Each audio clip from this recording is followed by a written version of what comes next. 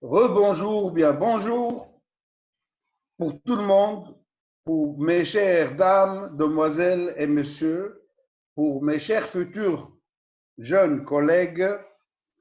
Nous vous invitons aujourd'hui à participer ou bien à assister à un cours online, bien sûr, comme on l'a fait depuis déjà une semaine, et ça va continuer jusqu'au mois de juillet. C'est l'initiative de notre cher FIBA Afrique que nous ne devons jamais arrêter de remercier pour cette initiative-là, qui met en contact tous les entraîneurs du continent et qui tend la main aux nouveaux pour qu'ils se préparent au prochain stage de niveau 1 qui auront lieu, disons, si Dieu le veut, le plus tôt possible après cette épidémie-là.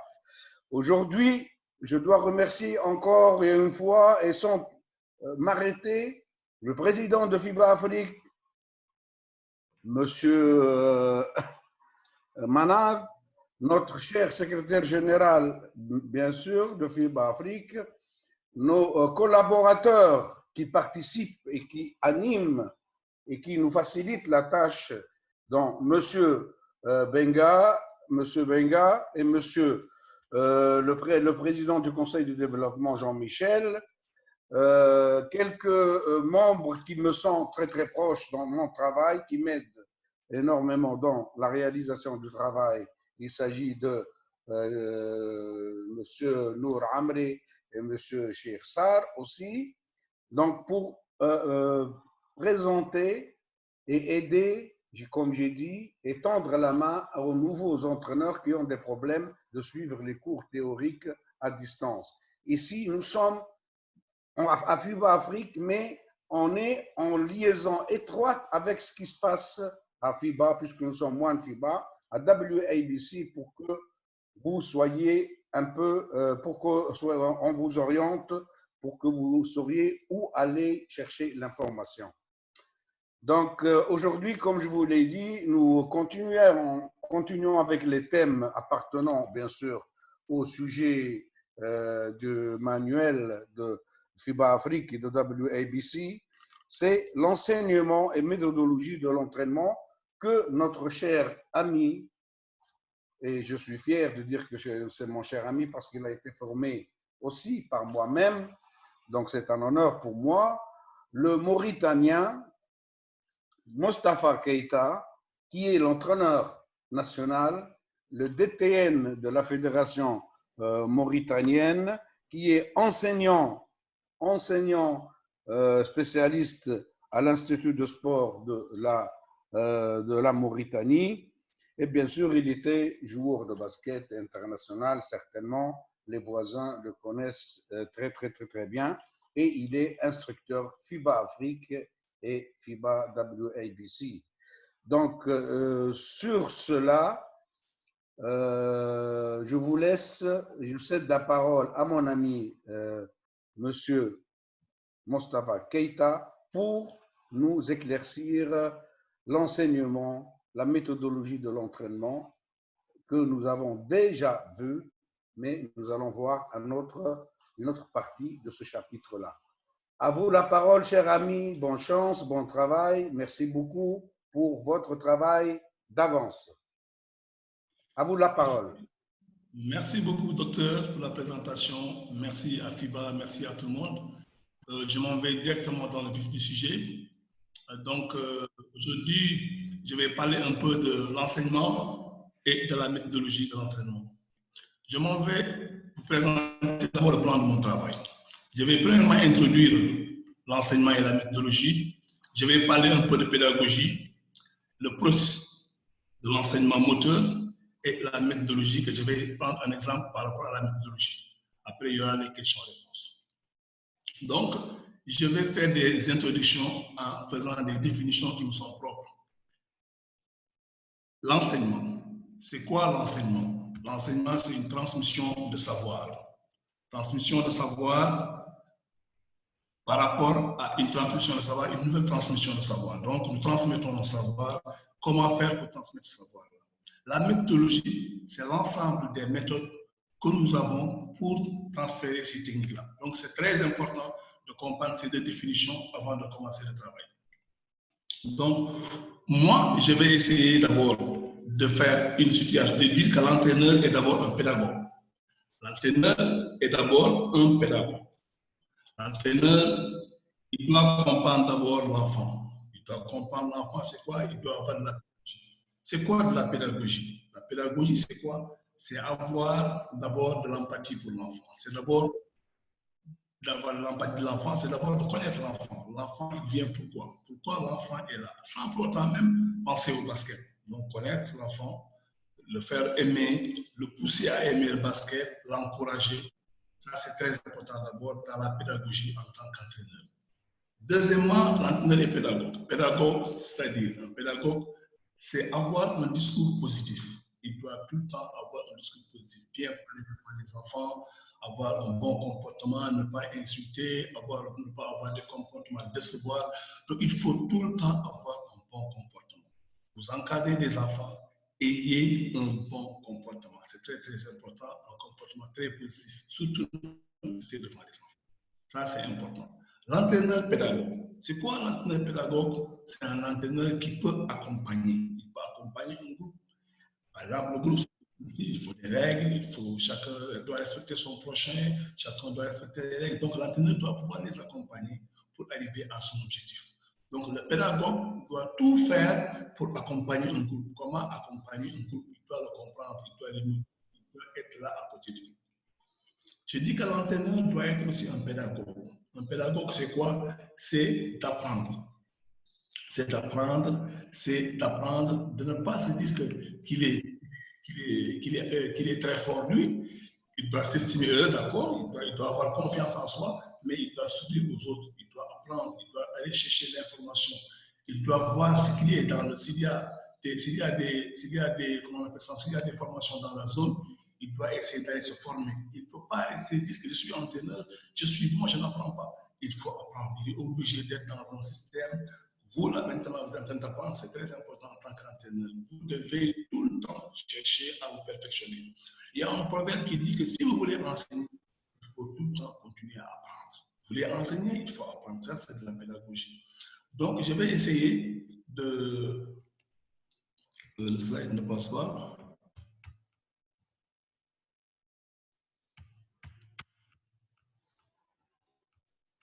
Ça ne parle pas, le slide?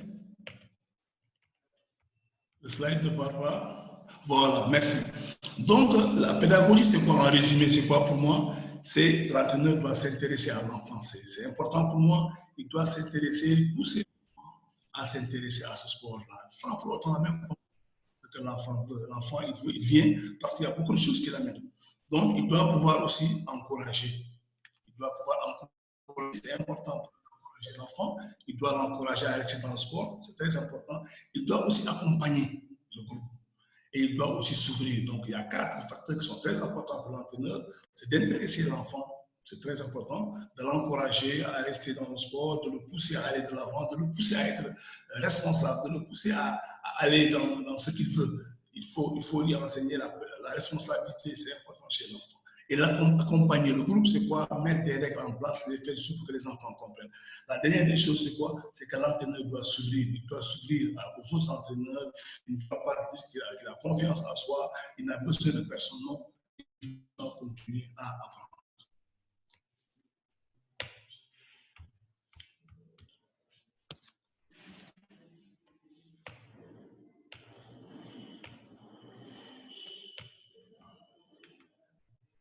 OK.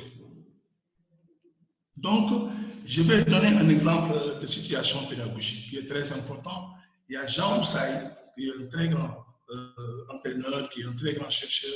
Il définit la situation pédagogique d'une manière très importante. Lui, il dit que la situation pédagogique peut être définie comme les composants de 3 éléments, à savoir le professeur, moi je le considère ici comme entraîneur, le professeur, l'élève, je le considère comme le joueur, dont 2 de ces constituants comme sujet, tandis que le 3e doit accepter la place du mort ou, à défaut, de faire le fou. Lui, il dit que c'est un triangle pédagogique pour lui. Qu'est-ce qu'il dit ce triangle pédagogique? Il y a le savoir qui est là, le savoir qui est là, il y a l'entraîneur qui est là, et il y a le joueur qui est là à côté. Donc, ce triangle pédagogique doit fonctionner. Il dit que la notion de sujet est celui qui je peux établir dans une première situation donnée, une relation privilégiée. Donc, dans ces trois éléments, il y a tout le temps encore une relation privilégiée, soit l'entraîneur et le savoir, soit le savoir et le joueur, soit le joueur et l'entraîneur. Donc, ça, c'est important. Le mort, c'est qui? C'est à l'inverse. Donc, s'il y a une relation privilégiée entre deux sujets, c'est devient le mort. Donc, lui, on le prend en considération, mais il crée un tout, la reconnaissance, la relation que je peux dire reconnaître comme on le reconnaît comme, on ne le reconnaît plus comme sujet. Donc, le sujet, ce sont les deux. Lui, il reste le mort. Donc, c'est important. Cette pédagogie articulée sur les relations privilégiées. Cette pédagogie est très, très importante. Quand deux sont dans une relation privilégiée, l'autre, il reste, il est le mort, il reste comme mort. Donc, c'est très important. J'ai les schématisés comme ceci. Donc, les relations sont là. La relation entre l'entraîneur qui est là et le savoir. Il y a une relation entre le savoir et le joueur. Et il y a une autre relation entre l'entraîneur et le joueur qui est là. Donc, qu'est-ce que Jean dit? Jean, il dit que enseigner, il dit que l'axe prioritaire pour enseigner, c'est l'axe entraîneur et le savoir, qui est véritablement le moteur de la situation pédagogique. Si l'enseignant veut être un bon entraîneur, il doit avoir le savoir. Donc, c'est relation. On ne dit pas que le joueur n'est pas autour, il est dedans, il est mis un pas à l'écart. Nous, on va développer uniquement l'enseignement ici comme le savoir et l'entraîneur. Il y a une deuxième situation qui est possible dans cette situation pédagogique, c'est quoi? C'est le fait, la situation de former. Là, il met en jeu l'axe entraîneur et les joueurs. Donc, entre l'entraîneur et les joueurs, il y a une relation privilégiée. Ça ne veut pas dire qu'ils ne vont pas utiliser le savoir. Mais le savoir va être le mort, comme on dit. Donc, il y a une relation privilégiée qui permet de former les joueurs. Donc, c'est très important pour les gens. Il dit que la dernière situation, c'est quoi? C'est apprendre. Il dit que le joueur peut apprendre, et peut-être la relation privilégiée dans cette situation, c'est entre le joueur et le savoir. Donc, l'entraîneur, il reste un peu le mort, mais ça ne veut pas dire qu'il n'y a pas pris en considération. C'est important la prise en considération. Et maintenant, cette nouvelle donne, elle est très, très importante. C'est quoi cette nouvelle donne? C'est le joueur qui va aller chercher le savoir. Moi, je pense que c'est une nouvelle donne qui est très, très intéressante. C'est pour cela que je me suis focalisé par rapport à la situation pédagogique, parce que le joueur ou l'entraîneur ou tout le monde doit aller chercher le savoir. Maintenant, si le joueur va chercher le savoir,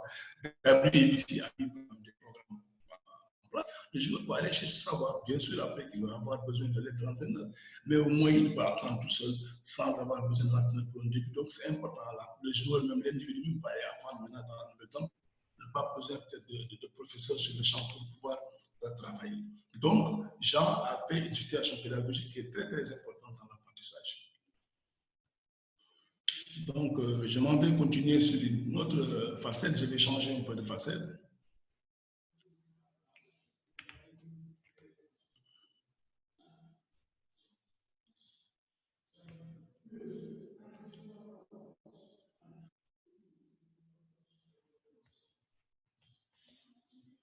Le slide ne passe pas. Voilà, merci.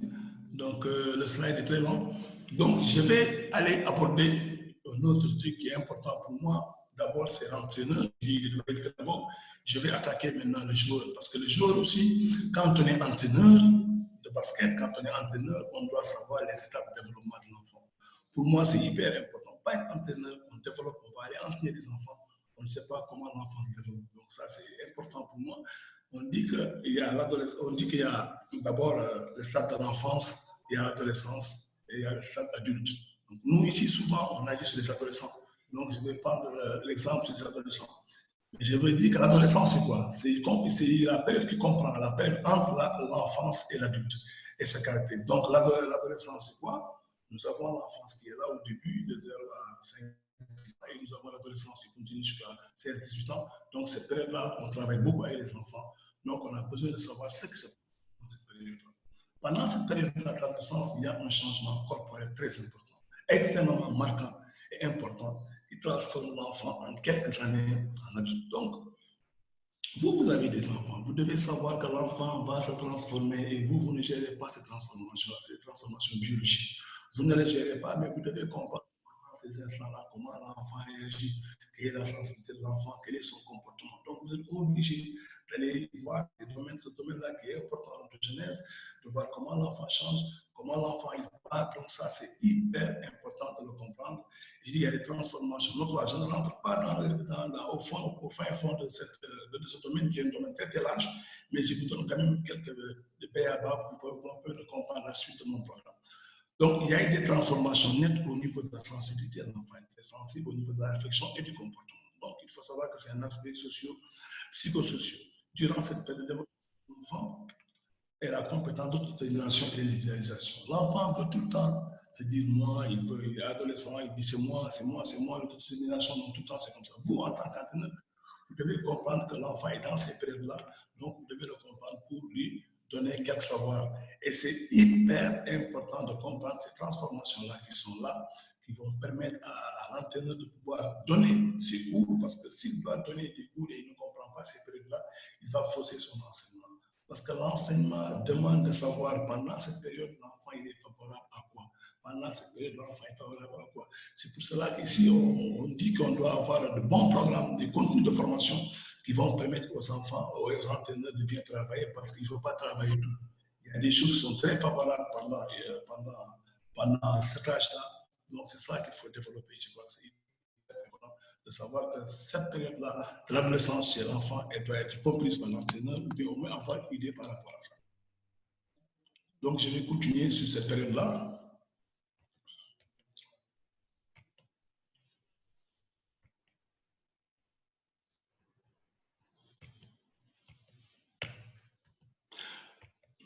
Oui, je vais continuer. Le slide est très long. Comme je l'ai dit, le slide est très long, donc je vais continuer à parler. J'ai dit que le changement est important. Je voudrais parler un peu des phases aussi, qu'il y a des phases chez l'enfant au niveau de la santé. La première phase est importante et la deuxième phase. Donc, c'est important pour l'entraîneur de le comprendre. Donc, nous allons passer au slide suivant. C'est un peu lent la machine, la connexion est très lente.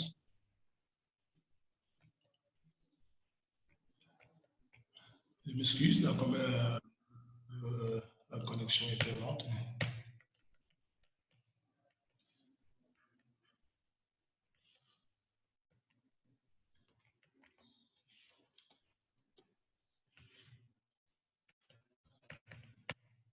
La connexion est lente, en attendant qu'elle vienne, donc je vais insister seulement sur ça, sur le fait que les changements corporels sont très importants ici.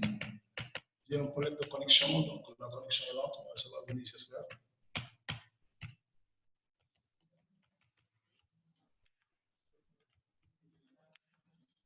Voilà, donc c'est ça que je voulais dire. Donc on va passer directement à l'âge d'or pour avancer un peu. Donc l'âge d'or, c'est quoi pour moi dans ce processus que l'enfant est en train de grandir, il y a une partie qui est très très importante. Cette partie, c'est quoi pour moi? C'est l'âge d'or. L'âge d'or, pour moi, c'est quoi? C'est l'enfant est très très réceptif à cet âge d'or. L'entraîneur doit comprendre l'âge d'or qui est normalement de 12 ans, mais moi je donne une plage entre 11 ans jusqu'à 13 ans, 14 ans. Donc l'enfant est en train l'enfant est réceptif. Il est très réceptif.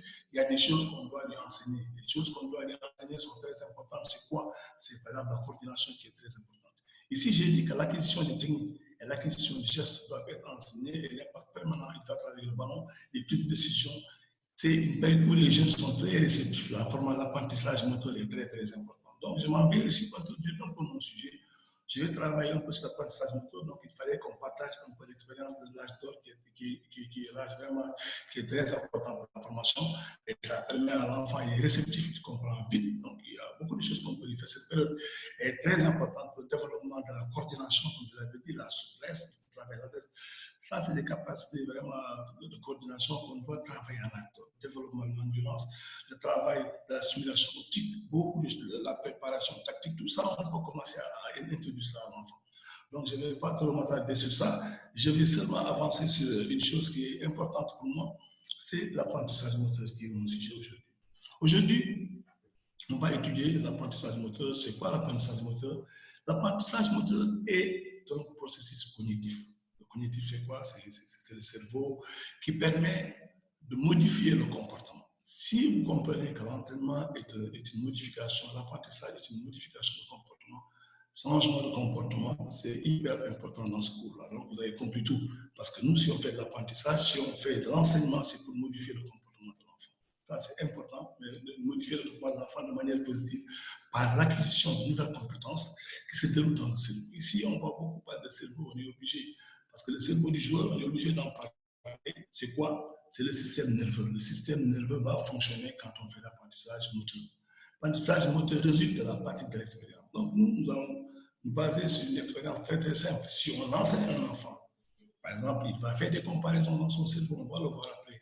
En fait, quelque chose de nouveau, il ne connaît pas, il va le mettre dans sa tête. Et comment il va fonctionner, c'est important. Donc, je vais essayer de vous expliquer brièvement comment le cerveau fonctionne. Le cerveau a pratiquement trois parties.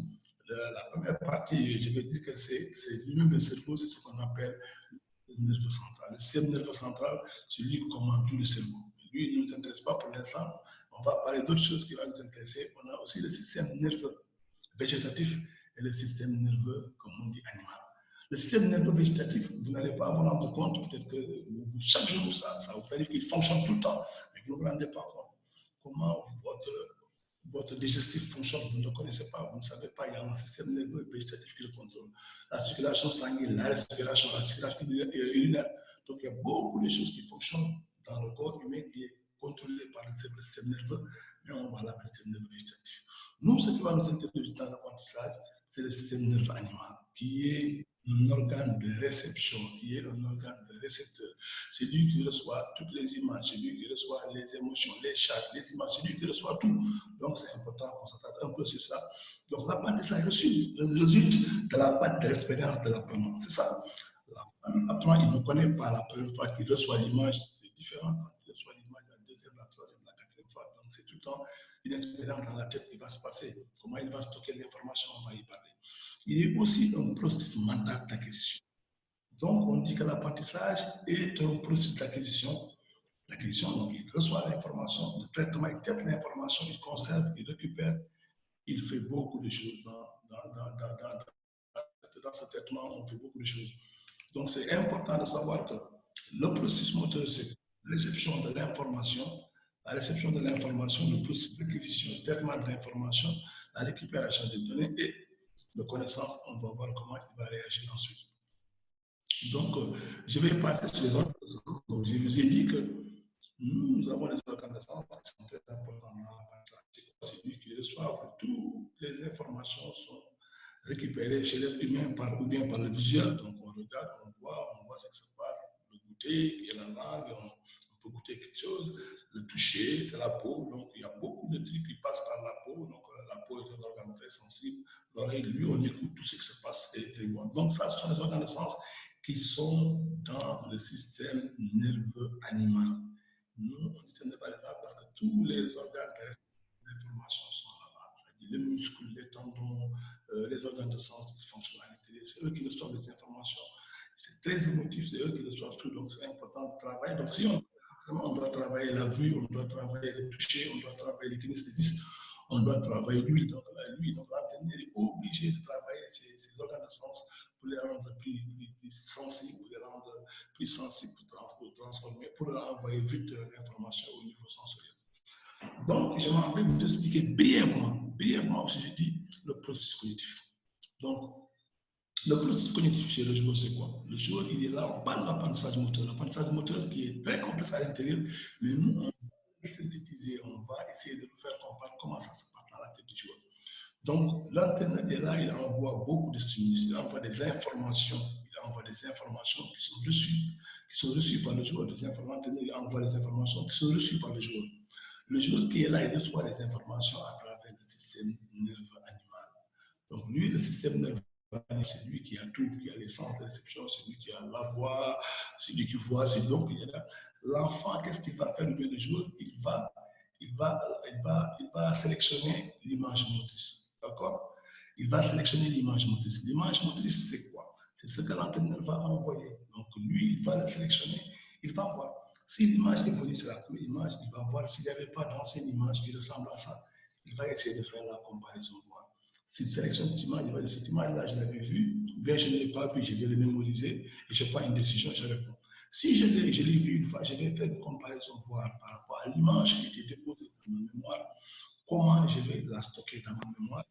Monsieur Keïta, s'il vous plaît, est-ce que vous avez un écouteur? Parce que non, votre voix ne porte pas assez bien. Si vous avez un écouteur, ce sera plus raisonnable. La voix ne donne pas, les gens se plaignent de la voix. Excusez du dérangement, mais si vous avez un écouteur, prenez l'écouteur pour mettre sur l'ordinateur. Ça va peut-être corriger un peu le son.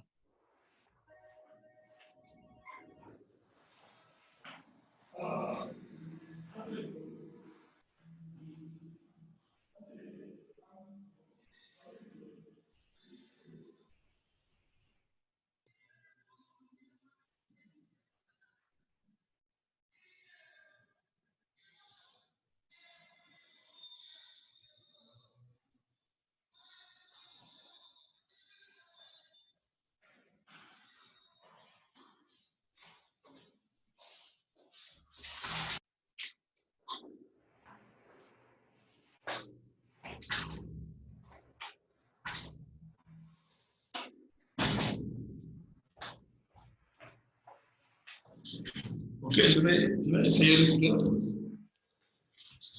David, tu m'entends? Oui, je vous entends. Mettez le casque, puis on va voir si c'est bon. Je vais essayer l'écouteur. Allô, David? Oui. Vous m'entendez? Oui, je vous entends.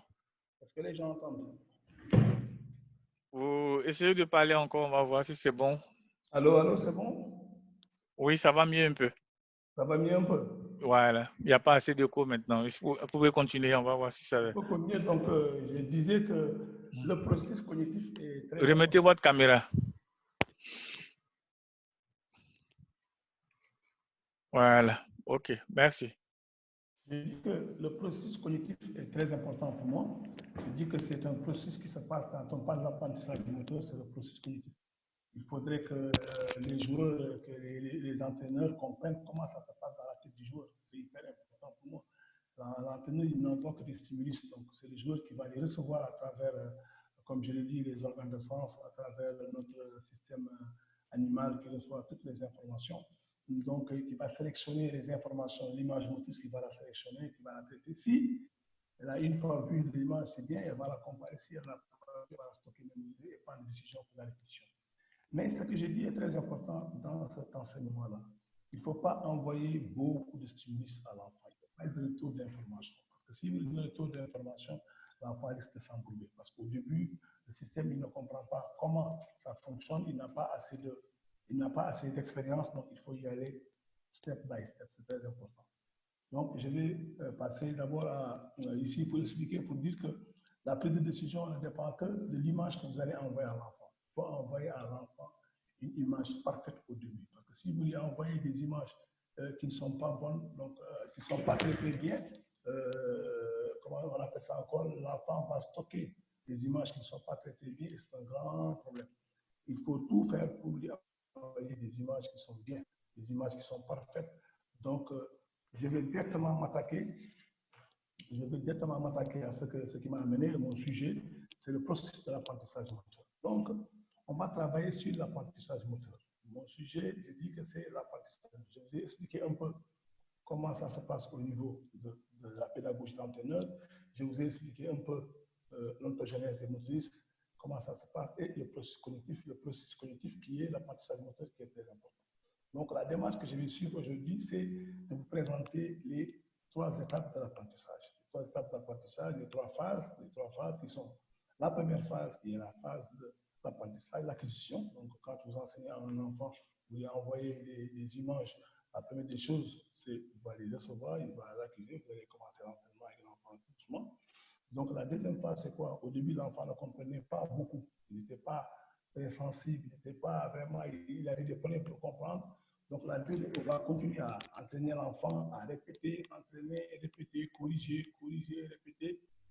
Et surtout quand on sent que l'enfant il a une image grossière, la première image qui est très importante, on sait que l'enfant commence à comprendre, on passe à la deuxième phase. La deuxième phase, c'est quoi? C'est la phase de perfectionnement. La phase de perfectionnement, c'est quoi?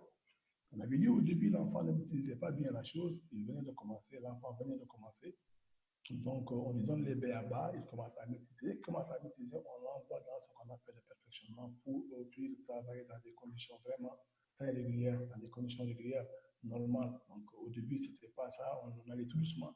Mais dans la deuxième phase, on va accélérer un peu, on va y aller un peu plus vite, on va même mettre de temps en temps des adversaires qui sont semi-actifs. Donc, c'est important. La troisième phase, qui est la phase de stabilisation, qui est une phase très importante dans le basketball actuellement, c'est d'essayer de faire maîtriser l'enfant le mouvement convaincant.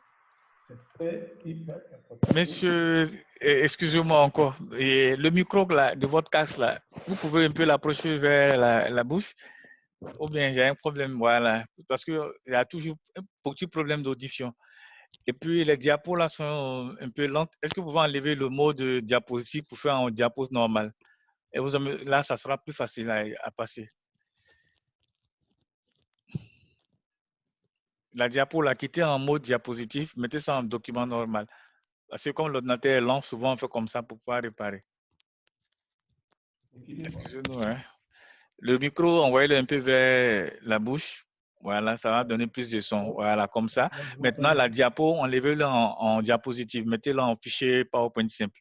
Donc, ça sera plus facile à tout le monde de pouvoir suivre. Je l'envoie, je l'amène en. Vous enlevez sur le mode, faites échappe sur le clavier. Appuyez sur échappe. Voilà. Voilà, quand c'est comme ça, vous allez passer les slides au fur et à mesure, directement sans que ça soit trop long. Oui, ok.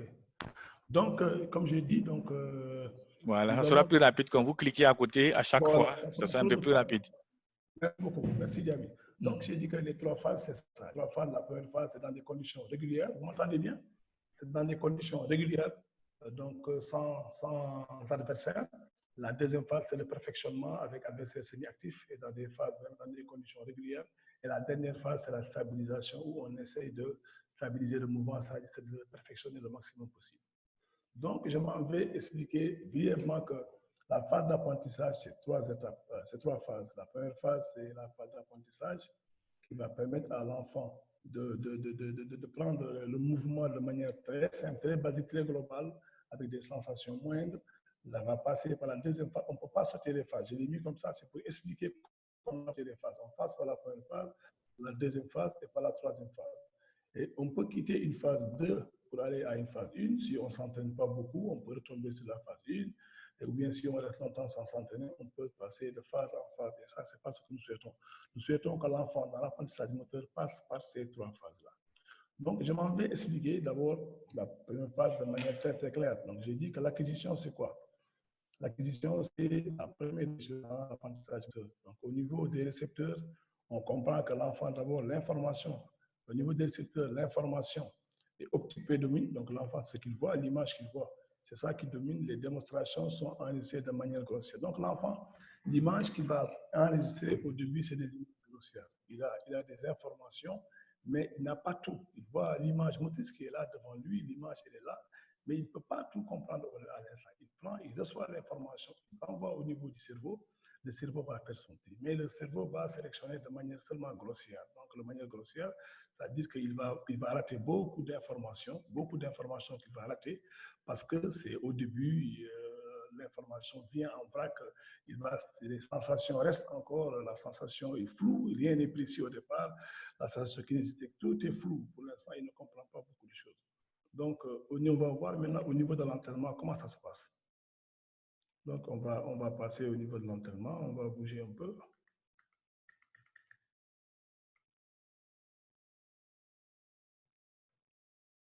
Voilà, on voit que l'entraînement, on va dire au niveau de l'entraînement, c'est quoi? Le mouvement est déjà réalisé sous des conditions simplifiées avec concentration. Donc, si, pour passer en deuxième étape, non, on va voir d'abord si les conditions de l'entraînement sont requises. Donc, l'enfant, il a commencé à apprendre, il peut dribbler facilement, si c'est dribble, il peut dribbler, il le comprend dans l'état où la concentration existe, il est là, il dribble normalement, pour passer à la deuxième phase.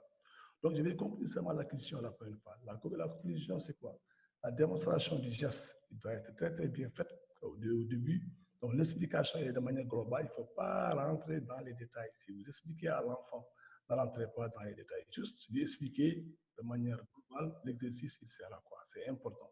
La répétition, elle doit être continue. La répétition sans adversaire. sans adversaire, je veux dire que dans cette phase d'acquisition, l'enfant doit aller tout doucement, il doit dribbler doucement, il doit y aller au début de manière, comme je vais le dire, sur place, après en courant, après il peut augmenter beaucoup de choses que son rythme. Donc ici, en conclusion, dans cette première phase, on en aura la réussite du mouvement et de manière globale et simplifiée. Si on a l'enfant qui réussit le mouvement de manière globale et simplifiée, on peut passer à la deuxième phase, qui est la phase de perfectionnement. Donc, on va attaquer la phase de perfectionnement. On va attaquer la phase de perfectionnement. On va attaquer la phase de perfectionnement. On a dit, voilà, la phase de perfectionnement. On va parler d'abord premièrement de la qualité de réception du traitement de l'information. Donc, dans la deuxième phase, on sait que les joueurs maintenant, ils maîtrisent le mouvement de manière globale. Donc, on va passer à la démonstration qui est enregistrée de manière différenciée, précise. Maintenant, l'enfant, il comprend le mouvement, il commence à enregistrer. Comme je vous ai dit au départ, il fait des comparaisons, il fait des répétitions. Donc, le mouvement, il commence à être un mouvement qui est plus ou moins... Et l'enregistrement de manière, les sensations deviennent plus conscientes. L'enfant, il commence à sentir le mouvement, il commence à se dire que je comprends ce mouvement-là, je l'avais vu, ou bien je l'ai répété. Il peut décrire, il peut dire s'il a compris, il n'a pas. L'enfant peut commencer maintenant à traiter les informations de manière verbale même, et de manière détaillée. Il comprend, il a fait des répétitions, donc dans son cerveau, il comprend beaucoup de choses. Dans la sensation motrice aussi, il commence à préciser, il s'intègre très très bien, il sait qu'il est en train de faire la chose de manière très très bien, donc c'est important cette phase-là. Donc ça, c'est au niveau de la deuxième phase. Donc les conditions d'entraînement sont les le mouvement peut être réalisé sous des conditions normales. Donc ici, dans cette deuxième phase, c'est une phase qui est déjà intéressante. Donc l'enfant, déjà, il connaît l'exercice, il connaît le mouvement, il peut le faire même avec des adversaires semi-actifs. Il peut faire le mouvement, il le comprend. Dans cette deuxième phase, il comprend très très bien ce qu'il est en train de faire. Là, il comprend bien, mais dans des conditions aussi pas trop compliquées. On peut lui mettre un défenseur semi-actif. Il peut réaliser le mouvement globalement. On sait que la deuxième phase est très très bien. L'enfant commence, c'est pas comme la première phase où il avait des problèmes même pour comprendre le mouvement au niveau global. Maintenant, on comprend que l'enfant a compris le mouvement. Il peut travailler sous des conditions normales. C'est très important ici. Donc, au niveau de la conclusion du perfectionnement, donc le premier niveau, globalement, l'enfant, dans l'acquisition, c'est global. Maintenant, on va dans les conclusions pour le perfectionnement. Pour le perfectionnement, on va dire que la démonstration est enregistrée. La démonstration est enregistrée de manière différenciée. La démonstration, il y a des fautes, mais vous allez corriger un peu de manière différenciée. Donc, l'enfant ici différencie l'enregistrement. La répétition doit se faire de manière régulière. Donc, l'enfant peut répéter régulièrement, il peut faire l'exercice, il y a moins de corrections, donc l'enfant est bien, c'est pas comme au début, il commence à maîtriser un peu son sujet, donc c'est important. Maintenant, on peut introduire des adversaires semi-actifs, ok? Des adversaires semi-actifs, donc pour dire que l'enfant, il peut jouer un match, même dans cette deuxième phase, dans le perfectionnement, il peut jouer un match. Donc, c'est hyper important de pousser les enfants à travailler de manière, dans la deuxième phase de perfectionnement, de travailler de manière régulière avec des adversaires semi-actifs. La réussite du mouvement en condition régulière. Donc, la conclusion, c'est quoi? C'est que dans cette deuxième phase, si on voit que l'enfant réussit le mouvement de manière régulière, on peut passer à la troisième phase, qui est la dernière phase. Donc, la dernière phase, c'est la phase de stabilisation. La phase de stabilisation qu'on va voir aujourd'hui est là, la phase de stabilisation. La phase de stabilisation, donc c'est la phase de stabilisation, c'est rapide encore. La phase de stabilisation, donc on va parler d'abord de la qualité de la réception. Donc la réception, donc on va dire que le mouvement et de la sensation motrice est très précis. Là, on sait que le joueur, dans la troisième phase, a des sensations motrices très, très, très précises. Tout est clair dans sa tête, il comprend, il comprend dans cette phase, il a tout compris. Les démonstrations sont enregistrées de manière très, très claire, de manière très, très précise. C'est hyper important de le dire.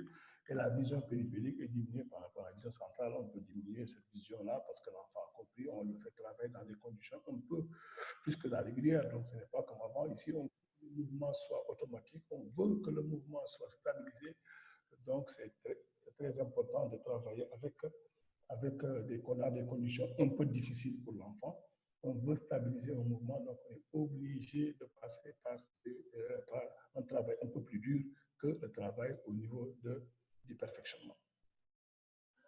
Donc, on va passer au niveau de l'entraînement, ce que ça donne au niveau de l'entraînement. Donc, la stabilisation, condition de l'entraînement, pour l'entraînement. Le mouvement peut être réalisé dans des conditions très difficiles. Ce que j'ai dit, c'est des mouvements qu'on doit réaliser dans des conditions très difficiles. Je vous donne un cas. Si le joueur est un bon tireur, il tire dans des conditions normales, il tire très très bien, il lève la main, il tire, mais dans les conditions de stabilisation, il peut lever la main pour tirer, on le gêne un peu, ou bien on le bouscule. Et il doit tout faire pour marquer. C'est des conditions extrêmement. On doit travailler le gosse de manière qu'il puisse travailler dans des conditions extrêmement difficiles qui dépassent un peu même la situation de match pour stabiliser son mouvement. Le mouvement, on doit le stabiliser dans cette troisième phase qui est une phase très très importante. Donc la conclusion pour la troisième phase de la stabilisation, on va dire que la stabilisation est une phase très importante dans le sport. Nous, en tant qu'entraîneur, on doit stabiliser les gestes qu'on enseigne aux gosses dans la troisième phase. Donc la vision périphérique est diminuée par rapport à la vision centrale est diminuée par rapport à la vision périphérique.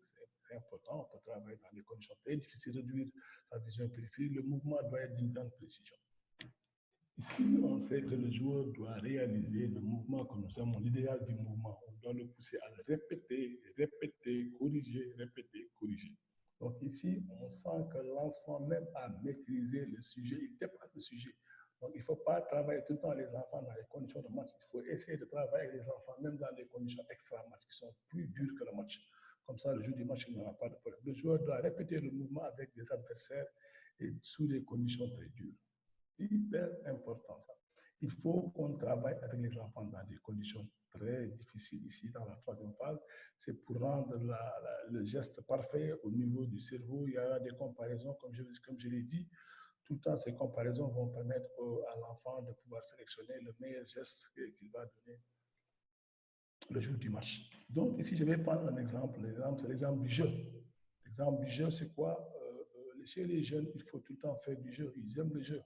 Le jeu permet de découvrir le caractère et la personnalité, le courage, le comportement, ce qu'on ne peut pas exprimer dans la vie quotidienne. Donc, le jeu, il est très important pour nous. Le jeu, il est important pour nous. Je veux dire qu'à chaque fois qu'on fasse un jeu, l'entraîneur peut découvrir beaucoup de choses. Et le jeu, il peut découvrir beaucoup de choses dans le jeu. Donc, dans vos entraînements, il faut faire du jeu. L'exemple que j'ai pris du jeu, il est très important pour moi parce que ça permet à l'enfant de s'amuser. L'enfant, il aime s'amuser. Les jeunes, ils aiment s'amuser. Mais le jeu, il est un élément vraiment d'apprentissage très important. La variabilité des jeux pour améliorer les décisions. Il ne faut pas faire un jeu tout le temps comme ça, sans changer, sans le varier. Ça permet à l'enfant, il faut changer tout le temps les règles. Ça permet à l'enfant de trouver d'autres solutions, de trouver des stratégies, de trouver des combinaisons. Le jeu, il est très important. Il permet à l'enfant vraiment de prendre d'apprendre beaucoup de choses. Et comme j'ai écrit ici, l'aspect ludique revêt d'une grande importance chez les jeunes. Il faut que ça soit ludique. Les séquences réelles s'organisent toujours en étroite collaboration avec le thème. Il faut faire un jeu, mais il faut avoir un thème. Ce n'est pas de faire un jeu pour faire des jeux. Les jeux, on a avec des thèmes, soit c'est la passe, soit c'est le livre, soit c'est tout le temps. Le jeu, il a quelque chose qui est important, c'est le thème de la science. Donc, le thème de la science, donc je vais dire que je vais parler un peu de la méthodologie des jeux. C'est parti un peu, mais c'est ça. Voilà, la méthodologie des jeux. C'est quoi la méthodologie des jeux? La méthodologie des jeux. Donc, la méthodologie des jeux permet à l'enfant de s'amuser, comme je l'ai dit, et à développer sa technique et sans s'en rendre compte. Parce que le jeu, l'enfant développe sa technique sans s'en rendre compte. Il développe sa technique, il ne se rend pas compte qu'il est en train de jouer. Il ne se rend pas compte, mais nous, on sait qu'il est en train de jouer. Il développe une technique, il ne se rend pas compte. Mais l'entraîneur doit pouvoir observer et détecter les erreurs. Donc, s'il fait un jeu de passe, il doit pouvoir détecter les erreurs. L'entraîneur, il doit détecter tout. Mais c'est très difficile. C'est difficile d'observer tous les enfants durant le jeu, car on doit pouvoir les évaluer. C'est important. Vous faites un jeu, vous êtes là tout seul, vous voulez évaluer tous les enfants, ce n'est pas possible. D'où l'intérêt de faire un staff, vous n'êtes pas seul. Mais il faut corriger. S'il y a, par exemple, vous faites un jeu de passe, peut-être je parle des mini, par exemple, je vais chez les mini-basket, vous voyez un enfant qui prend le ballon, court avec pour s'approcher de son ami pour faire la passe, il faut arrêter. que ça, nous, on appelle ça les fautes grossières. Il faut arrêter d'expliquer à l'enfant que ça ne doit pas se faire comme ça. Donc, un jeu doit avoir un but. Le but tire pas sur ce que vous voulez, mais le jeu doit avoir un but. Donc, dans cette méthodologie de jeu, je vais développer, dans cette méthodologie de jeu, je vais essayer de développer deux choses. Je vais développer deux choses. Attends, je vais faire monter le slide. Je vais développer deux choses. Je vais développer d'abord ce qu'on appelle la méthode, deux méthodes. Donc, l'apprentissage le jeu passe par deux méthodes, la méthode globale et la méthode analytique. Donc, la méthode globale, c'est quoi? Et la méthode analytique, c'est quoi? Dans la méthodologie de jeu, on va faire l'apprentissage par deux méthodes. Donc, la méthode globale, qui est une méthode très intéressante, et la méthode analytique aussi, qui est une méthode très intéressante. Donc, c'est quoi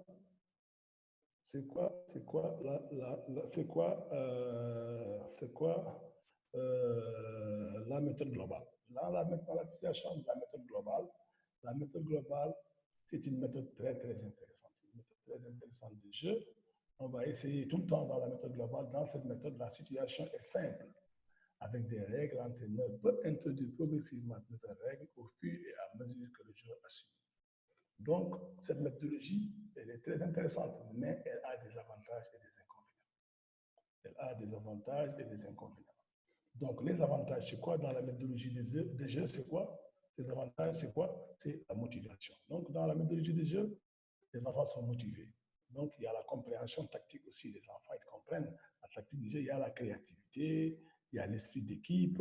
Il y a beaucoup de choses qu'on peut trouver sur les avantages. La coopération entre les joueurs, la reconnaissance des règles, la connaissance physique. Donc, il y a beaucoup d'avantages dans la méthode globale. Dans la méthode globale, il y a beaucoup d'avantages qui permettent à l'enfant de se développer. Donc, elle est très, très importante.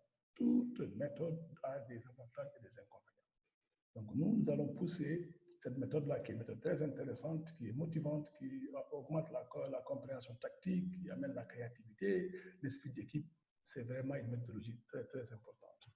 Les inconvénients, c'est quoi? L'exécution correcte de la technique n'est pas respectée. C'est sûr, on ne peut pas faire du jeu et respecter la technique parce que l'enfant, ce qu'il veut, c'est gagner, ce qu'il veut, c'est s'éclater, c'est ça qu'il veut. Mais les inconvénients, c'est comme ça. Chaque méthode a ses avantages et ses inconvénients. Donc, la sélection est naturelle. L'entraîneur a des difficultés pour pouvoir surveiller tous les enfants. D'où l'intérêt de mettre un staff en place qui va l'aider. Donc, la méthode globale est une méthode très intéressante qui a des avantages et qui a des inconvénients.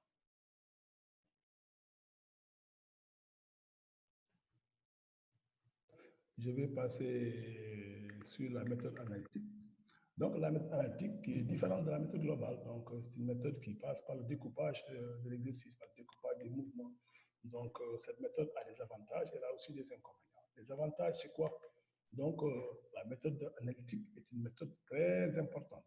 C'est la technique, on développe une technique, on doit passer par la méthode analytique, qui est une méthode de découpage. Donc, la méthode technique développée, et la méthode technique développée, il faut respecter les phases d'apprentissage et les corrections des mouvements. Donc, cette méthode est très importante pour enseigner une technique. Pour enseigner une technique, il faut passer par la méthode analytique qui permet de décomposer le mouvement. Donc, le mouvement est décomposé selon la première phase d'acquisition, la deuxième phase de perfectionnement et la troisième phase. Pour chaque phase, vous avez des explications à faire à l'enfant pour qu'il maîtrise ces mouvements. Donc, le contrôle, on contrôle mieux et on se développe rapidement. Donc, là, tu peux surveiller l'enfant. Tu peux rester là devant l'enfant, tu peux surveiller, tu peux corriger la biomécanique, tu peux tout corriger chez l'enfant. Donc, c'est important dans cette méthode. Son tir, les appuis, le lâcher, par exemple, si c'est un lancer franc ou bien si c'est un tir, tu peux corriger beaucoup de choses, ce que tu ne peux pas faire au niveau de la méthode globale. Donc, là, c'est des avantages très, très bien pour l'apprentissage. Donc, on va continuer pour dire qu'aussi, il y a l'autocorrection de l'enfant. On peut impliquer l'enfant dans la correction. L'enfant, on doit l'impliquer dans la correction. Dans la mathématique, l'enfant est impliqué dans la correction. Même les partenaires sont impliqués dans la correction. Donc, c'est important. Ici, on peut utiliser aussi la vidéo pour corriger l'enfant. Donc, la correction est possible. Il y a beaucoup d'avantages dans cette mathématique. Donc, il y a des inconvénients aussi. Les inconvénients, c'est quoi? C'est la monotonie. effectivement, quand on va dans la méthode analytique, il y a de la monotonie. Il y a de la monotonie, l'enfant répète les mouvements, il est lassé, il n'aime pas. Les enfants n'aiment pas ce qui est monotone, ils aiment ce qui est bougeant, ce qui est créatif. Et il y a aussi l'émotion qui réduit. Effectivement, il n'y a pas d'émotion. C'est la répétition, la correction, répétition, correction, répétition, correction. Donc ça, l'enfant n'aime pas trop. Mais vous, en tant qu'entraîneur, vous savez que vous êtes dans la méthode globale, vous savez où est-ce que vous voulez en venir. Donc vous, chez les jeunes, vous allez surtout rester dans ce qu'on appelle les objectifs de performance. Vous n'êtes pas là pour des résultats immédiats. Si l'enfant prend le ballon dans la mécanique, il jette le marque, il dit oui, c'est bon. Non, il faut voir s'il est passé par toutes les étapes. Une bonne flexion, est-ce qu'il a bien tiré, est-ce qu'il a bien plié les genoux, est-ce qu'il a bien plié le coude. Donc tout ça, l'entraîneur doit le vérifier. Et ça, c'est hyper important dans la mécanique. On dit qu'aussi demande du matériel, ça demande beaucoup de matériel, où est-ce qu'il doit placer tout ça. Donc il faut vraiment comprendre ça. C'est des deux méthodes qui sont très importantes, ces deux méthodes-là. Donc, les entraîneurs doivent tout faire pour maîtriser ces deux méthodes. Ces deux méthodes vont les permettre de travailler à l'aise dans le Donc, nous avons globalement la méthode de logique de jeu qui fait appel à ces deux méthodes. La méthode globale, qui est une méthode vraiment importante pour moi, qui va faire le jeu, qui va faire, surtout pour le mini-basket. Mais quand on passe à autre chose, on peut utiliser vraiment la méthode analytique pour vraiment développer la technique et c'est très important dans ce domaine. La méthode analytique va, je crois, en haut niveau, mais on peut utiliser le jeu aussi, même dans les échauffements, dans d'autres parties dans le jeu. Donc, c'est important de travailler avec la méthode analytique. Donc, je vais avancer un peu avec notre slide. Oui, donc, par rapport à ces deux méthodes, nous avons aussi un procédé. Ces deux méthodes peuvent s'appliquer sous différentes formes. Donc, nous avons, comme je l'ai dit au départ, nous avons la méthodologie globale, nous avons la méthodologie du jeu, nous avons les deux méthodes qui sont dans la méthodologie du jeu, et nous avons maintenant un procédé qui peut s'appliquer sous différentes formes. Soit on travaille dans la forme d'exercice, soit on travaille dans la forme jouée, soit on travaille dans la forme de compte. Donc, ces deux niveaux de méthodes ils peuvent s'appliquer sous d'autres formes. Donc, nous avons la méthodologie, nous avons les méthodes, nous avons maintenant les formes. On rentre dans les formes, la forme d'exercice. La forme d'exercice est très importante. C'est une forme, elle est une forme dans laquelle l'entraîneur détermine d'abord la position du joueur, le chemin où le joueur doit passer, et il détermine aussi le nombre de ballons, le nombre de sasies, le matériel qu'il faut. Donc, c'est des formes d'exercice où on place les joueurs sur un circuit très clair. Donc, l'entraîneur met les joueurs sur une position et leur dit de passer par ici, par là, par là. Donc, vous allez voir cette forme d'exercice, où est-ce qu'on peut utiliser ça dans ces deux styles, dans ces deux méthodes d'entraînement, soit dans le global ou bien soit dans l'intime. C'est vous, entraîneur, qui allez voir où est-ce qu'on peut utiliser ces deux méthodes, cette forme d'exercice qui est très importante, la forme est très importante pour l'apprentissage. Donc, je vais passer à la forme jouée, qui est une forme qui est bien aussi, qui est une forme jouée.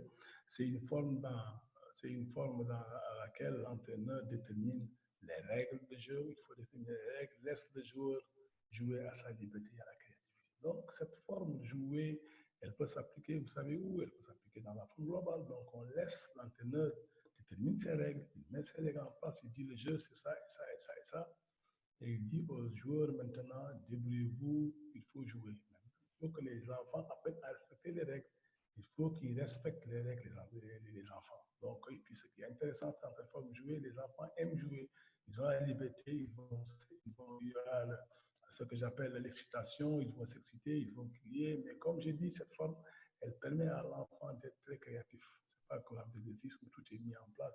Ici, on laisse l'enfant la liberté. Et l'enfant a la liberté de faire ce qu'il veut. Donc, il peut bouger, il peut faire ce qu'il veut. Donc, c'est une méthode, une forme jouée. La forme jouée, on peut l'utiliser dans la forme globale. Donc, vous allez voir, c'est vous qui allez voir telle méthode, telle forme, on peut l'utiliser dans telle méthode, telle autre forme, on va l'utiliser dans telle méthode. Donc, la forme jouée, c'est ça. On met les règles en place, on laisse les enfants jouer et la créativité aussi, elle est là. Donc, on laisse l'enfant s'éclater et l'entraîneur doit observer, doit voir qu'est-ce qu'elle doit corriger. Ça dépend de quelle phase l'enfant est. Si l'enfant est dans la première phase, comment il faut corriger. Si l'enfant est dans la deuxième phase, comment il faut corriger. Si l'enfant est dans la troisième phase, comment il faut corriger. C'est très important de corriger selon les phases. Si vous êtes dans la première phase de votre apprentissage, il faudrait, si l'enfant réussit le geste de manière globale, il faut aller dans la deuxième phase. Si l'enfant maîtrise, il faut aller dans la troisième phase, et ainsi de suite. Donc, surtout, il faut stabiliser, vraiment, il faut stabiliser le mouvement des enfants, il faut beaucoup stabiliser. Si vous ne stabilisez pas le mouvement, l'enfant va quitter, comme je l'ai dit, la première phase, il était à la troisième phase, il va aller à la deuxième phase, et ainsi de suite. Il faut tout le temps stabiliser les mouvements. Donc, on va voir la dernière forme, qui est la forme de concours, la forme de concours qui est très bien, qui est une forme dans laquelle l'entraîneur exige un score ou donne un temps de jeu. Donc, l'entraîneur, il met des groupes de personnes, il met 2 joueurs en face, ou bien il met encore un groupe de jeunes en place, ou bien il met des groupes de joueurs en place, ou bien il met des équipes en place. C'est un jeu concours où il y a un score, où c'est deux groupes. Il faut dire, par exemple, je mets 2 groupes. Mais 2 groupes, je vous dis, par exemple, vous allez tirer l'équipe qui marque 100, on va arrêter. Donc, ils vont aller tirer, ils vont tirer. S'il y a une équipe qui marque 100, on arrête. Sinon, il peut dire aussi autre chose, il peut passer sur le temps. Il dira, par exemple, aux 2 groupes, vous allez tirer pendant 10 minutes et je verrai quelle est l'équipe qui va gagner le concours. Et c'est une manière aussi de travailler qui est importante, la manière dans cette forme de concours qu'on peut travailler par rapport aux 2 méthodes, de la méthodologie du jeu. Donc ici, il y a la notion de victoire. Et les enfants, ils aiment bien la notion de victoire. Ils aiment ça. Donc, ce sont les 3 formes que je vous avais proposées. Donc ici, on va essayer de résumer un peu la méthodologie du jeu. La méthodologie de jeu, comme je l'ai dit, c'est une méthodologie de jeu. Donc, il y a 2 méthodes, la méthode globale et la méthode analytique. Donc, la méthode globale est là. Ici, la méthode globale est là, la méthode analytique est là. Donc, il y a les formes d'exercice qu'il faut vraiment comprendre. La forme d'exercice, c'est quoi? J'ai tout de suite, il y a la forme d'exercice, la forme jouée et la forme de concours. Donc, je vais donner des conseils par rapport à ça. On va donner des conseils par rapport à l'entraîneur de petite catégorie. Donc, par rapport aux entraîneurs de petite catégorie, les conseils par rapport aux entraîneurs même, globalement, je dis que, je vais donner des conseils par rapport aux entraîneurs. Donc, j'ai dit créer des conditions d'entraînement favorables, simplifiées. Tout le temps, quand vous êtes dans un enseignement, il faut créer des conditions simplifiées au début.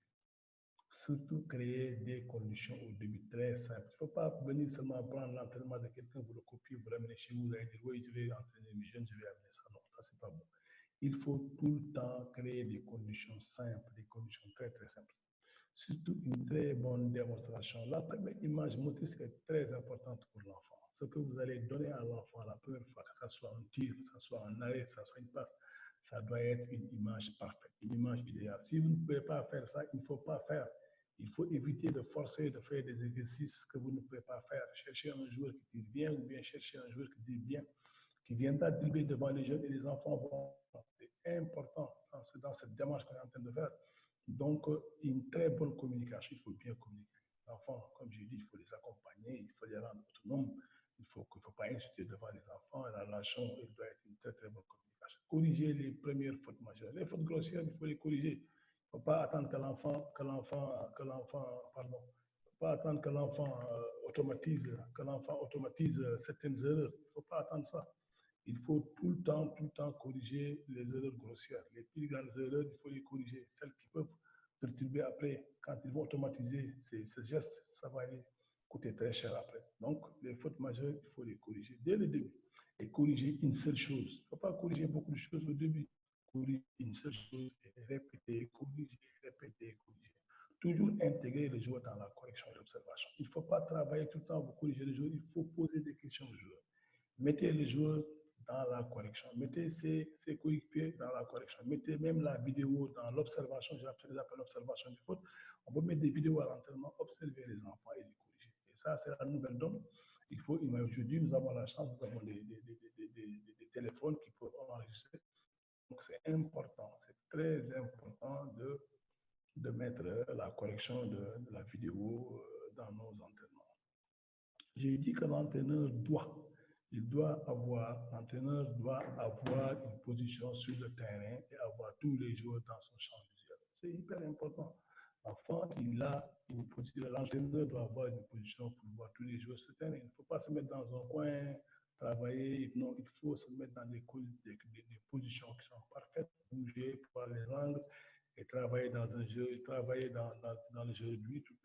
Au début, travailler peu de joueurs et ça, tout ça, c'est bien dans l'ensemble. Une dernière chose que je vais vous donner qui est très, très importante, c'est le coach on the run. Le coach on the run est très important, je le mets ici, mais le cours que j'ai fait n'est pas dans le level 1. C'est un cours que j'ai fait qui n'est pas dans le level 1. Donc, le coaching on the run, les gens qui ont eu le level 1, WABC level 1, est un coaching très important dans le monde actuel du basket. C'est-à-dire, c'est de laisser les joueurs répéter. S'il y a des erreurs, vraiment, il faut savoir tirer les jeunes à côté, le corriger et le remettre en place. Donc, c'est important de travailler. Le coaching, on ne doit pas tout le temps arrêter les séances d'entraînement pour corriger toutes choses. Donc, il faut vraiment faire attention par rapport à ça. Je vous demande je suis presque à la fin de mon exposé. Je vous demande de lire le livre WABC Level 1, qui est un livre très intéressant. Donc, comme je l'ai dit, je n'ai pas travaillé avec le livre WABC Level 1, lui qui parle de son apprentissage. Il parle beaucoup, vous allez le lire, vous qui parle, je crois qu'il y a des coachs qui ont travaillé pour ça, qui ont travaillé sur ça, qui parlent un peu des apprenants par exemple auditifs, des apprenants kinesthésistes, des apprenants auditifs. Donc, il y a 4 apprenants là-bas kinesthésistes, donc, qui parlent de ces étapes, les phases d'apprentissage qui sont l'inconscient incompétent, l'incompétent conscient, le conscient compétent, et la dernière chose, c'est le compétent inconscient. Donc, ça, vous avez lu dans le level 1. Et je crois qu'il y a des vidéos qui ont été faites par rapport à cette formation. Je crois que je viens de finir mon exposé.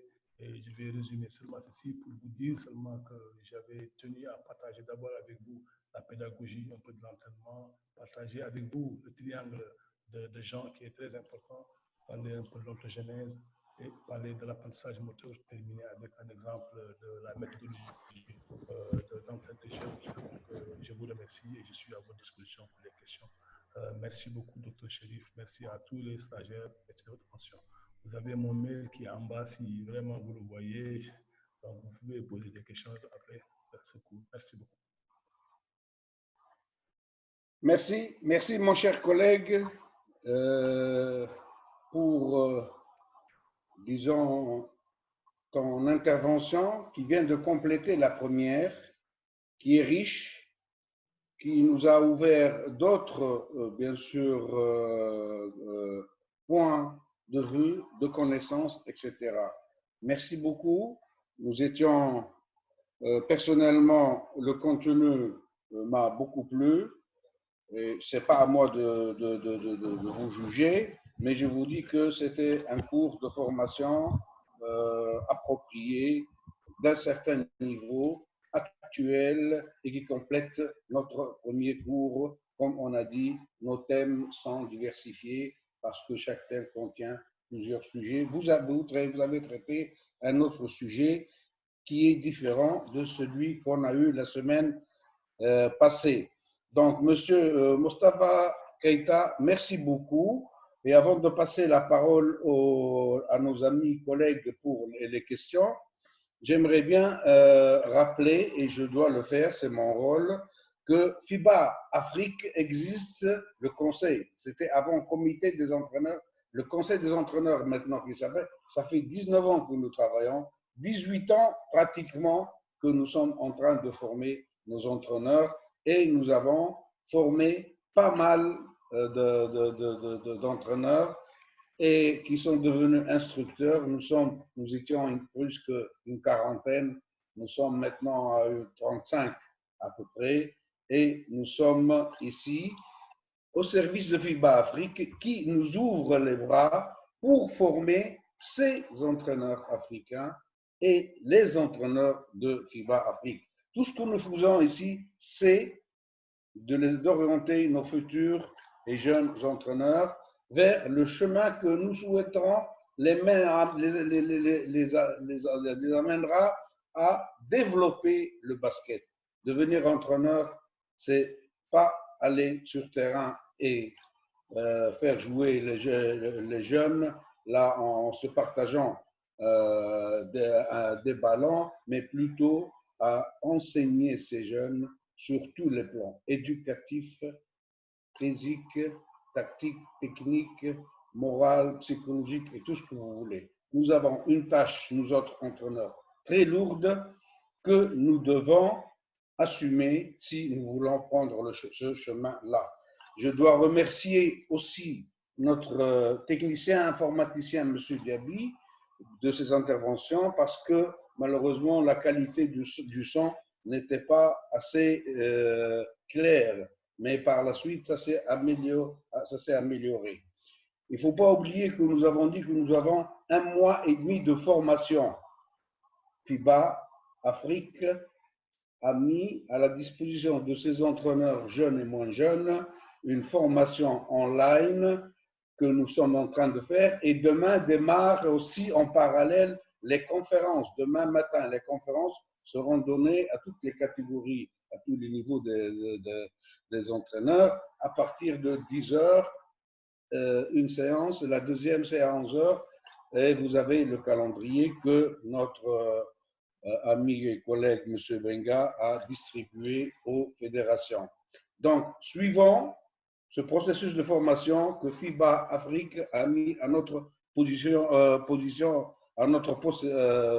disposition, que nous n'arrêterons jamais de remercier les responsables de notre FIBA Afrique. Et je cède la parole maintenant à mon collègue Nour, M. Nour, pour vous poser les questions proposées ou bien posées par les candidats qui ont suivi notre cours.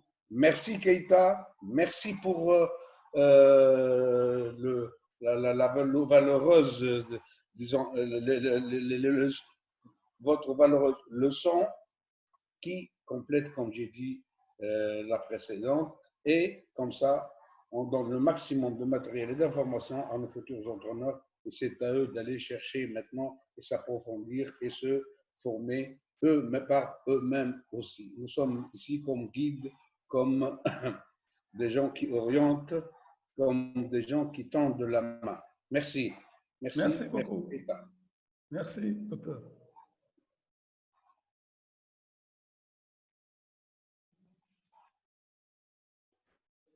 Nous attendons. Monsieur Dabi, est-ce que vous avez... Monsieur nous répond qu'il n'est pas présent actuellement, qu'il a un problème. Il y a un problème. Oui. Il est un peu bloqué quelque part, donc il n'arrive pas à rejoindre la réunion. Je vais voir si je peux lire quelques questions. Il n'y a pas de problème. Si on peut poser des questions directement. Oui.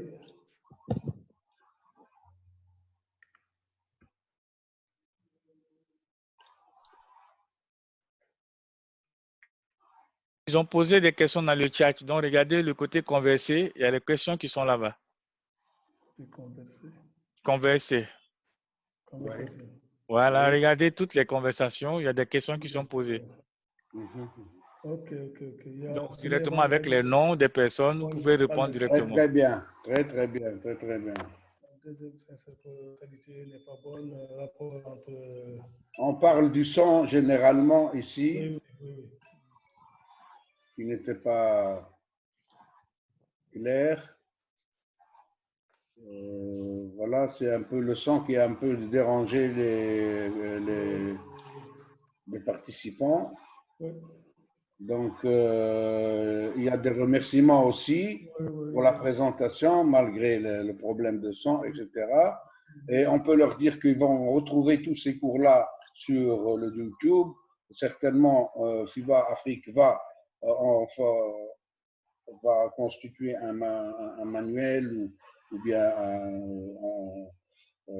sur des flashs, elle va mettre les cours et les distribuer aux fédérations, etc. J'ai une question. Ici, que pensez-vous des situations d'entraînement où nous disposons d'un temps réduit d'entraînement, des moyens très réduits et un nombre important de joueurs? Oui, d'accord. Là, merci docteur pour la question. Moi, je pense que cette question-là, elle est pertinente. C'est une question qui se passe souvent en Afrique. Le fait d'avoir des joueurs, beaucoup de joueurs et on n'a pas de matériel ou bien on n'a pas le temps qu'il faut.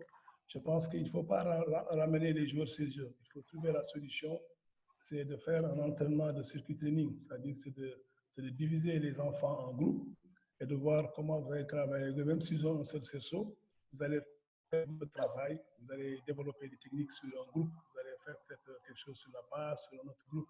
Vous pouvez développer le tir, sur un autre groupe, vous pouvez développer les flexions extensions. Donc, vous avez le temps de faire travailler tous les jeunes.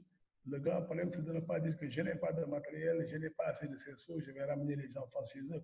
Il faut tout faire pour occuper les enfants. Quand le jeune vient à l'entraînement, c'est pour travailler, c'est pour prendre, c'est pour apprendre. Donc, vous êtes obligé en tant qu'entraîneur de pouvoir trouver des solutions par votre expérience et par votre savoir-faire. Donc, je crois que le circuit training et le travail de circuit training est la meilleure méthode chez nous pour travailler avec tous les jeunes. Si on n'a pas assez de matériel, si on n'a pas assez de temps, je pense qu'on peut regrouper ça sur une approche de circuit training. Merci beaucoup. Merci. La deuxième question qui se pose, qui est intéressante, d'après moi, qui vient de M. Robert, là. Il vous remercie pour votre présentation et il vous pose cette question. Je souhaiterais qu'il puisse faire une relation entre le processus d'ontogénèse et le contenu et du programme de formation des différentes catégories de jeunes. La relation. Oui, il a raison. Il a raison, il a raison. La question, elle est pertinente. Je dis qu'il a raison. Pourquoi? Je vous ai fait ces deux chapitres-là, l'ontogénèse, c'est pour que vous compreniez un peu comment l'enfant fonctionne. Mais effectivement, l'ontogénèse et le contenu de programme, ils sont liés, ils sont étroitement liés. Dans les pays vraiment organisés, chaque enfant, chaque période de 4 à 6 ans, de 4 à 8 ans, il y a un programme, de 8 à 12 ans, il y a un programme, de 12 à 16 ans, il y a un programme. Et c'est comme ça que ça se fait. FIBA, par exemple, WABC a fait un programme de mini-basket. Il a fait un programme de mini-basket jusqu'à 12 ans. Il a fait un programme de level jusqu'à 15 ans. Il a fait un programme de level 2 jusqu'à 18 ans et un programme pour les seniors.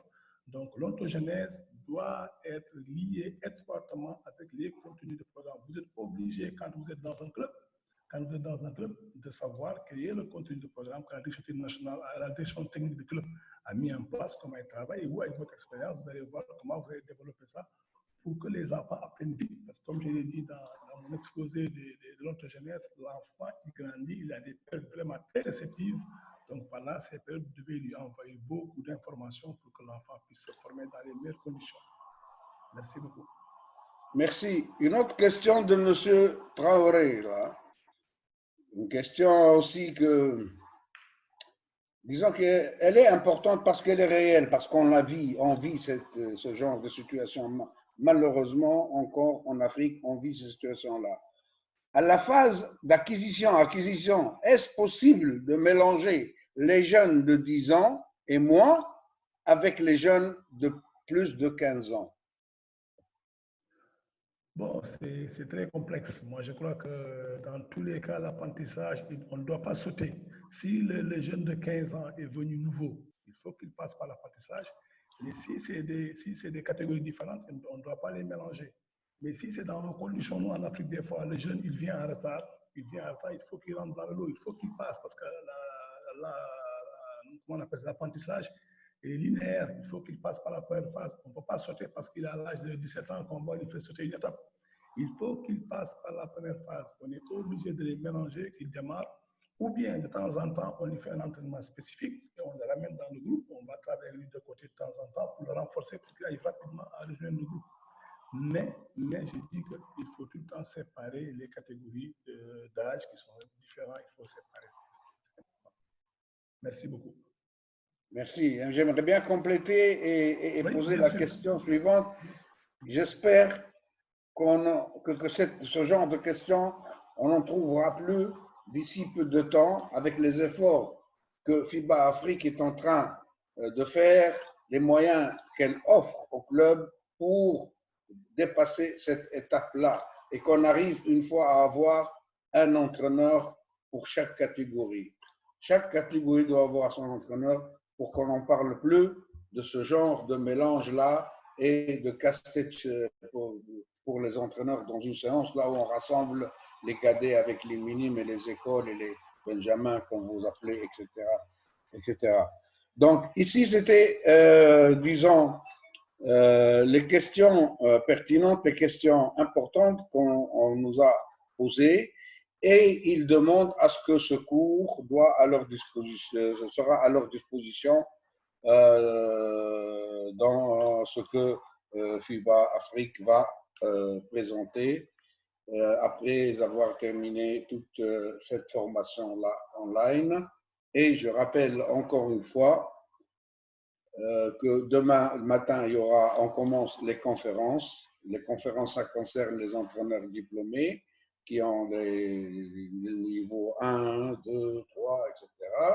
Tous les entraîneurs, même les nouveaux et les futurs. Et l'après-midi, bien sûr, on reprend suite au calendrier qu'on vous a distribué le 21 et le 22 pour cette semaine, c'est-à-dire demain matin seulement, on aura les conférences et on revient à la formation, ou bien pré-formation théorique, le 21 et le 22 soir. Merci beaucoup pour votre attention. Et encore une fois, merci à tout le monde. Merci à tous ceux qui sont derrière l'écran. Merci à tous ceux qui ont suivi les cours là depuis le début. C'est encourageant et ça nous incite à travailler davantage et ça nous encourage à se poser la question aussi de dire qu'il y a des gens qui nous suivent, il y a des gens qui ont soif, qui veulent un peu de savoir. Nous sommes ici pour faire de notre mieux aussi, d'aider, de prêter main forte et de former par les moyens de bord, par ce que nos connaissances et vive FIBA Afrique, c'est ce que je peux dire, et vive le basket et le basket africain. Et merci pour votre attention. Merci, M. Diaby, que sans lui, on ne pourra pas vous transmettre toutes ces informations-là. Merci à tout le monde et à demain matin. N'oubliez pas les conférences à partir de 10h et le 21-22, la suite de notre programme de formation théorique. Merci beaucoup et à bientôt. Merci beaucoup. Monsieur Keïta, vous pouvez rester. On va vérifier parce que vos matériels là, vraiment, ça nous appartient à aussi. Restez pour qu'on puisse faire vous et moi encore. Parce que si vous devez intervenir après demain, il faut que ça soit encore bien. Il faut qu'on puisse trouver la bonne méthode. Très bien. Donc, les autres peuvent sortir de la salle. Je vais fermer la salle et puis rouvrir pour qu'on soit seulement 2. Merci, merci. Donc, tout à l'heure, dans juste 5 minutes, vous vous reconnectez avec le même lien. Je ne bouge pas, je reste comme ça. Non, vous vous reconnectez avec le même lien. Je me reconnecte avec le même lien. Voilà, reconnectez-vous avec le même lien. Je vais juste fermer la salle et puis vous reprendre.